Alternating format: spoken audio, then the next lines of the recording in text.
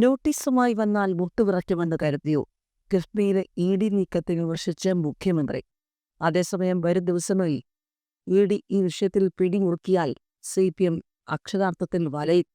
മാത്രമല്ല, ശബരിമല സ്വർണ്ണക്കൊള്ളയിൽ CBI കൂടി വന്നാൽ കാര്യങ്ങൾ കൂടുതൽ കുഴപ്പത്തിലാകും.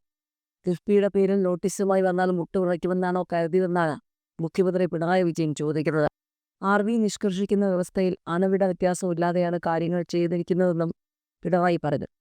കിഫ്ബി മസാല ബോണ്ട് ഇടപാടിൽ ഇ.ഡി. നോട്ടീസ് അയച്ചതിലാണ് മുഖ്യമന്ത്രിയുടെ വിമർശനം. കിഫ്ബിയിലൂടെ 1.5 ലക്ഷം കോടി രൂപയുടെ വികസനം നടത്തിയെന്ന് മുഖ്യമന്ത്രി പറഞ്ഞു. അത് രുചിക്കാത്ത ഹീന മനസ്സുകളുണ്ട്.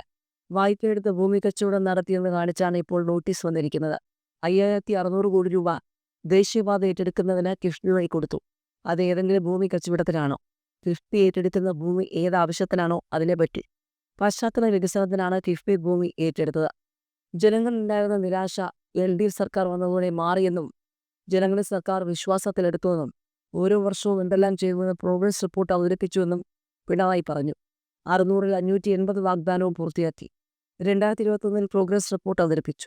ഒരു നാടിന് വന്നിട്ടില്ലാത്ത ദുരന്തം നേരിടേണ്ടി വന്നു. പ്രളയത്തിനു ശേഷം നാട് എങ്ങനെ രക്ഷപ്പെടുമെന്ന് ചിന്തിച്ചു. സഹായിക്കാൻ ബാധ്യതയുള്ള കേന്ദ്രം ഒരു സഹായവും ചെയ്തില്ല. സഹായിക്കുന്നവരെ ഉടക്കി കേരളം ഇനിയും തകരട്ടെ എന്ന മനോഭാവമായിരുന്നു. അതിനെയെല്ലാം അതിജീവിച്ചു.